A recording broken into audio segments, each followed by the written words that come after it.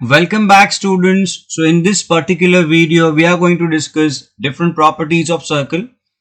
Just like geometry, circle, it's actually a part of geometry. It has many properties related to it.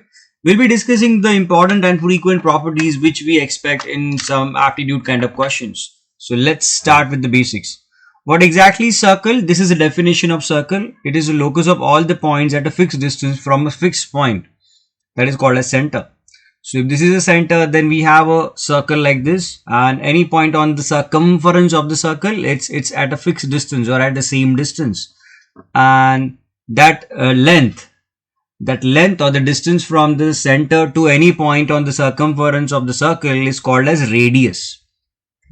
What is diameter? This is diameter. You can clearly see it is the chord which passes through the center, right? And it's double of the radius.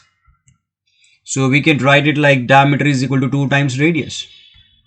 Next, let's come to the circumference of the circle.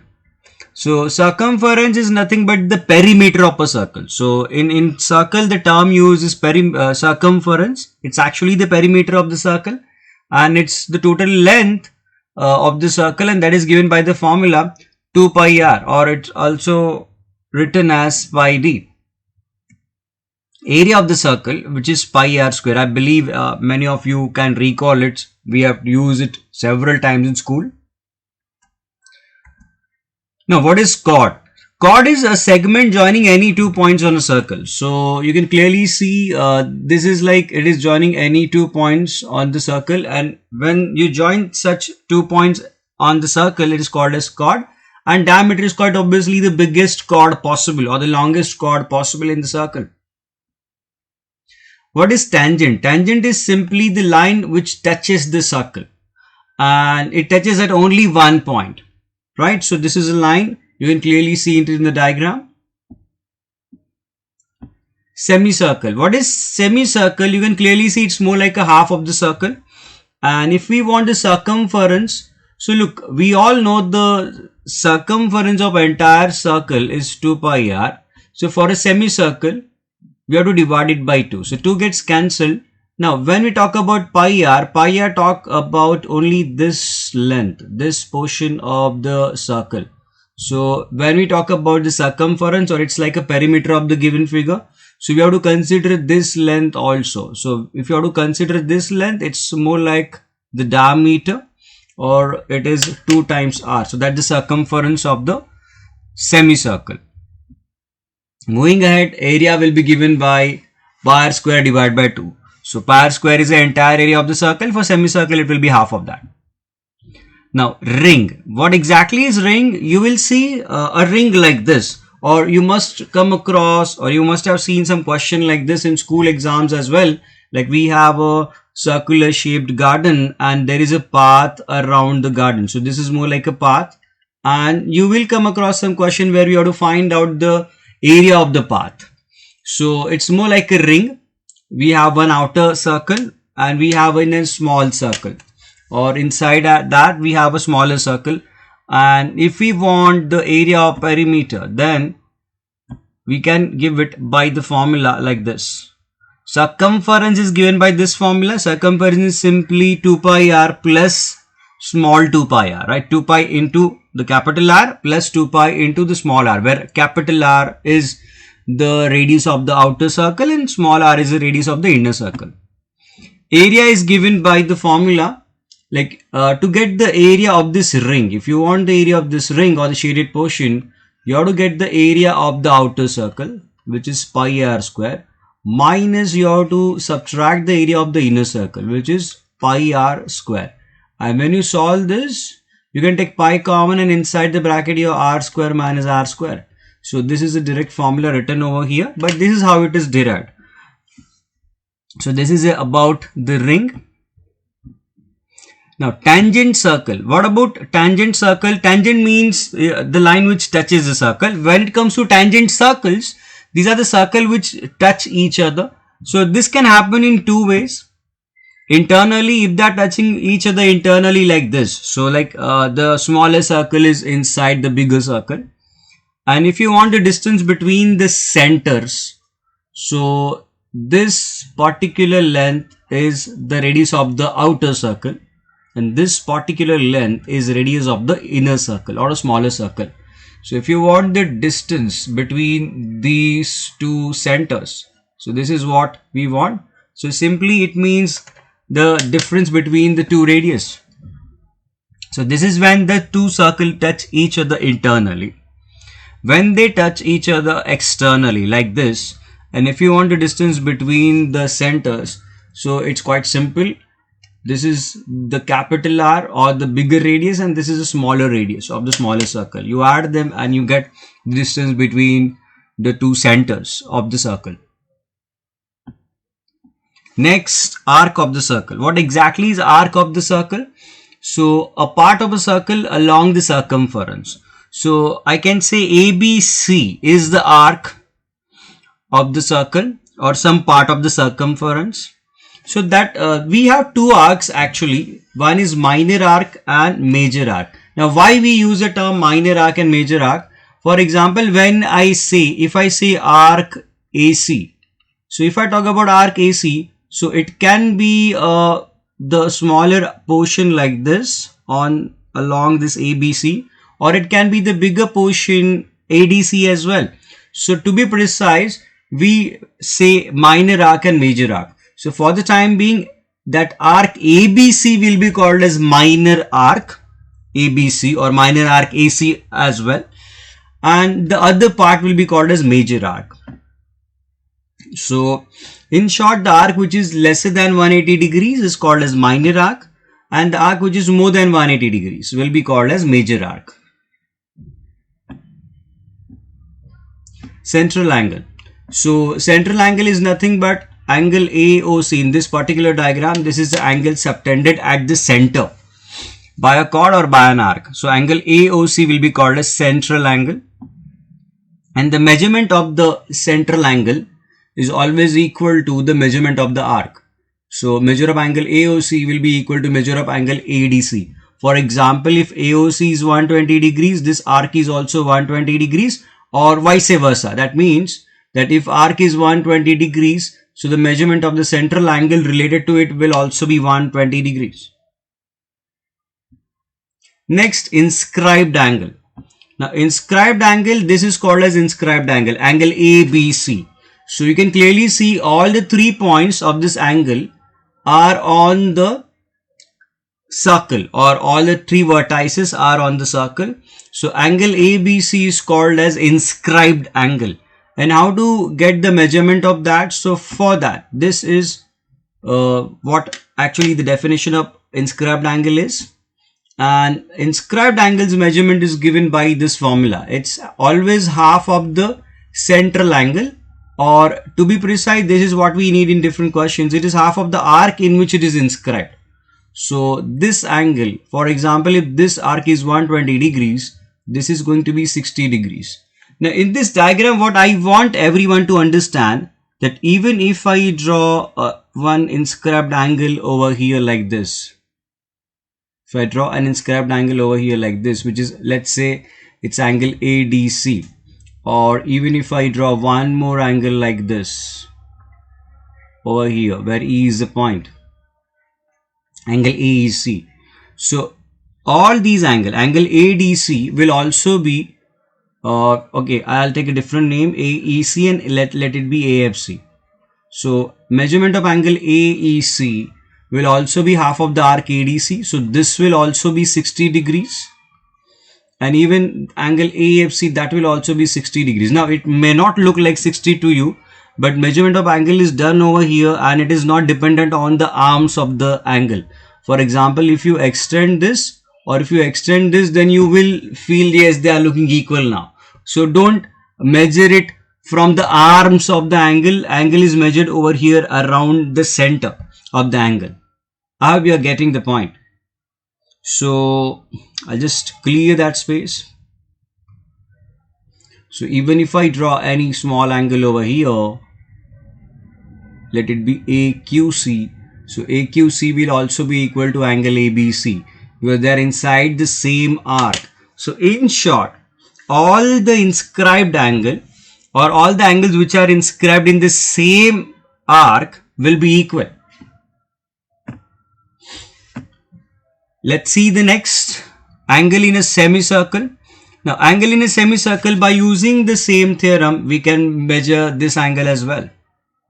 So it is always 90 degree. Now, why it is always 90 degree? For example, if this is your entire circle, and then this is more like an inscribed angle, and this will be half of this arc, and this arc, as this arc is nothing but the semicircle, so its measurement is 180 degrees. Measurement of entire circle is 360, so for the arc it will be 180. So quite obviously angle ABC is nothing but half of the arc AC, right? So that's going to be half of 180. So even if you have a point over here, not necessarily exactly at the center, even if you have a point over here, still this angle will also be 90 degrees. So it's because it's an inscribed angle in a semicircle. So even if I draw one more angle over here, that will also be 90 degrees. So I hope the property is clear to everyone. And that's why angle inscribed in a semicircle is always 90 degrees. So, or in turn, we can also say diameter subtends the right angle on the circle. And the other properties, diameter subtends acute angle outside the circle. So I'll just explain that how.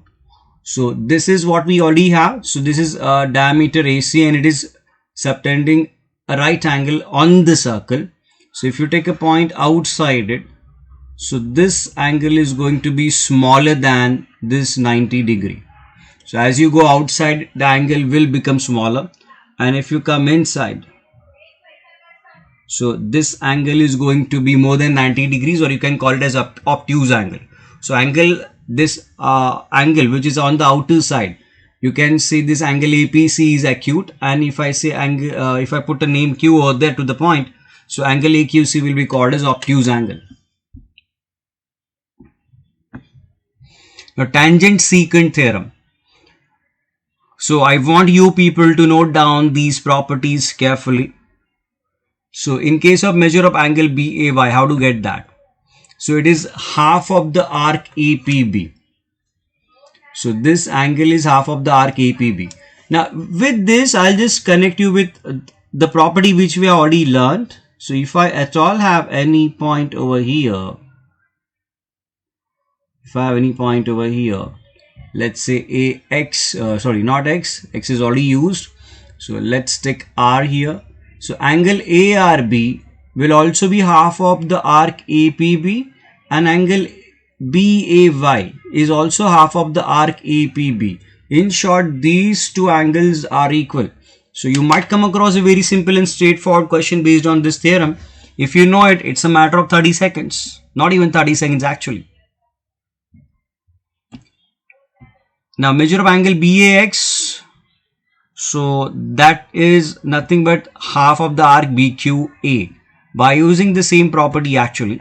So measure of angle, or this bigger angle, is half of this particular arc.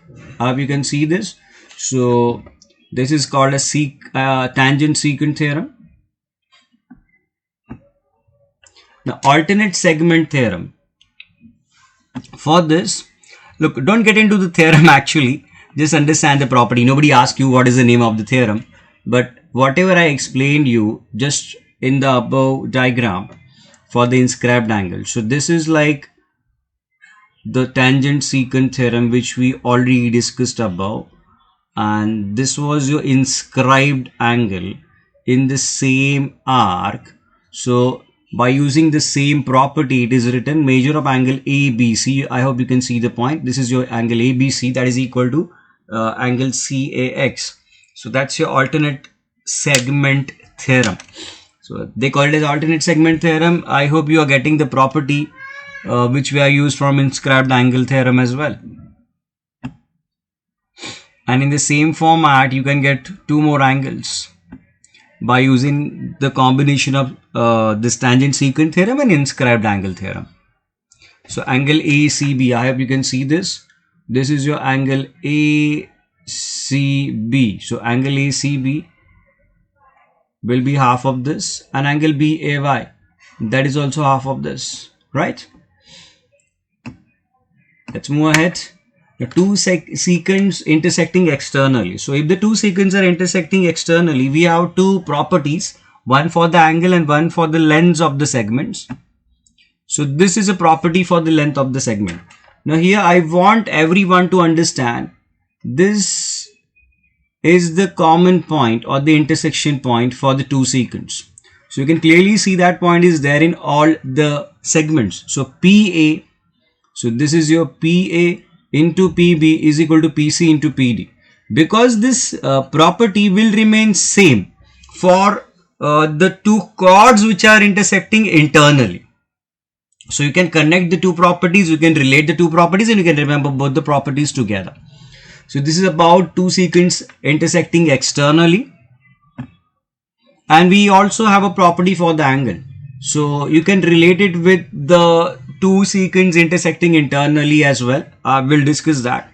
So in case when the intersection is happening externally, the measurement of this angle APC is given by, look, just to tell you, to have the hint, apart from central angle, in all the measurement of the angle, you will always see this half. This half will always be there. So it is half of the major arc minus the minor arc in which it is inscribed. So this measurement of the angle will be half of this major arc minus this minor arc. So we take the difference between the arcs. Fine. Now if you want to remember this, or if you remember this, then understanding the next part will also be easier for you. So I'll quickly show you what will be the property if you are having two secants intersecting internally, or you can call them as two chords intersecting internally. So if these are the two chords intersecting internally, so I can have it like this. We have this AB and we have this CD over here, and P is the intersection point. So the property will still remain same, that is AP into BP is equal to CP into DP, or the same thing will be valid if the intersection is happening internally. Only point to remember is the intersection point. P is a common point, so you have to include that. Next, if I have to get the measurement of angle APC, so if I want this angle, so it's actually, you can clearly see these two angles are vertically opposite. So as the intersection is happening internally, the only change will be half of the measurement of the arc AC plus half of the measurement of arc BD. So the only small change in the next diagram or in this particular concept will be the addition. I hope you can relate the two things, then it will be easier for you to remember it for the lifetime. Now, in fact, the same thing is mentioned over here below, and you can just note it along with the diagram, and I hope you can correlate it and remember it for the lifetime. Now, the way we have the property for two secants intersecting internally and externally, we have one more similar sounding property in the upcoming slide. Tangent and secant intersecting externally. Now, this is more like two secants intersecting externally. So in that case, what we did, if you remember, P was a common point. So we had taken AP or PA into PB. So PA into PB will come here as far as the upper side of the secant is concerned. For the tangent, there will be small change. So it will be like, or if I have to write it, it is PA into PB, and that is equal to PC into PC. And PC into PC, that's nothing but PC square. So that's the first thing we have. Are you all understanding this? And as far as the angle is concerned, do you remember what we did when when the secants were intersecting externally? We took half, and half of the major arc, so this will be the major arc this time, minus the minor arc, which is AC. So if you write that, this is how it will look like. So measurement of angle APC is half of the arc BC minus half of the arc AC, or you can take that half common and you can do the subtraction of the arc. So this particular diagram and the previous two diagrams on the last slide, you have to remember all these three things together, as they are somewhere interrelated, and it will be easier for us to remember it further.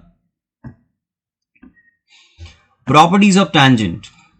So just note down few properties of tangent. Radius drawn to the point of contact of a tangent is perpendicular to the tangent. So if OA is the radius, and or it is like a perpendicular to the tangent, or radius is always perpendicular to the tangent. So even if you draw OB, OB will also be perpendicular to the tangent, the other tangent.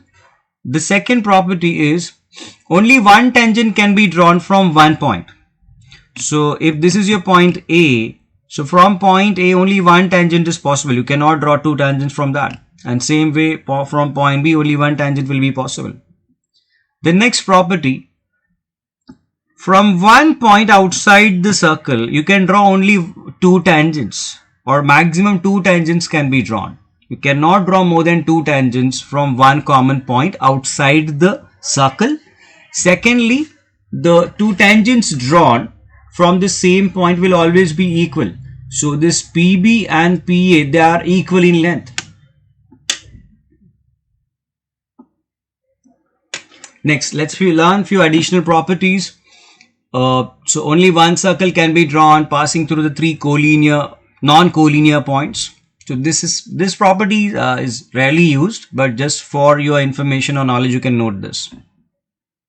So from three non-collinear points, only one circle can be drawn. Not more than one circle is possible. The perpendicular drawn from the center to the chord. So perpendicular drawn from the center to the chord, it always bisects the chord, right? That's a property. I believe you remember it. You have done it in school as well. Next, equal chords are equidistant from the center. So if you know that chord AB and AC are equal, so the distance from the center, that is OM and ON. So these distances OM and ON will also be equal. Equal chords creates equal arc. So equal chords correspond to equal arcs as well. So it's the same thing. So if you know that arc AB and AC are equal, you can say chord AB and AC are equal, and vice versa is also true. That means if chord AB and AC are equal, the corresponding arcs AB and arcs AC are also equal. Equal chord subtends equal angle. By default, this is the next property for equal chords. So if you know they are equal chords, they will subtend equal central angle at the center. What is cyclic quadrilateral? So if all the vertices lie on the circumference of a circle, so if you have a circle and if you take any 4 points on the circle, then the quadrilateral drawn, you can clearly see here in the diagram, this quadrilateral ABCD will be called as cyclic quadrilateral. Now what's the meaning of cyclic quadrilateral? Opposite angles are always supplementary. So these two, if I take X and Y here, so if you add the two angles, the measurement of these two angles will always be supplementary. Why? Because it's like when you measure angle DAB, that will be half of this arc, and angle BCD will be half of this arc. So when you add it, it's like half of the entire circle, and that's why the opposite angles of a cyclic quadrilateral are always supplementary. So if you ask me the definition of cyclic quadrilateral, the most important property is opposite angles are supplementary. This is about the first property. The next part, exterior angle of a cyclic quadrilateral is equal to the opposite remote interior angle. Now, this is one extra property. Exterior angle is equal to the opposite remote interior angle. So this is something which is rarely used, or you might have seen it rarely, but yes, we have this property. So exterior angle of a cyclic quadrilateral is equal to the opposite remote interior angle. Now area of cyclic quadrilateral, now this is actually valid for any quadrilateral. This is Heron's formula. The way we have a Heron's formula for the area for a triangle, we have a similar Heron's formula for the quadrilateral as well. So where A, B, C, D are the sides and S is nothing but the semi-perimeter. So how to get the semi-perimeter? It's the half of perimeter. So A plus B plus C plus D divided by 2. This will be the semi-perimeter. Let's understand the sector. Area of a circle is pi r square. So sector is a part of the circle. Or then if you have to find out the area of the sector, this is a formula for area of the sector. Right? You must have used it several times in school. Circumference of a circle. Circumference of a circle, that is 2 pi r. And in the same way, if you want the length of the sector or length of the arc, so length of the arc will be theta upon 360 into 2 pi r. So this is your area of sector. This is your length of the arc. Now the next part, segment. So if you want the area of this segment, how to get the area of the segment or this blue shaded portion? Then there are two formulas. One is for the perimeter. So perimeter, if you want the perimeter, then length of the arc ADC and length of the chord AC. This will be the perimeter of the segment. And talking about the area, area will be like you have to get the area of this entire sector. Get the area of the entire sector minus the area of the triangle AOC. That will be the area of the segments, or whatever is left, that will be called as the area of the segment. So with this, we'll stop. We have discussed all the important properties in circle. In the next video, we'll be discussing some actual questions based on all these properties of circle.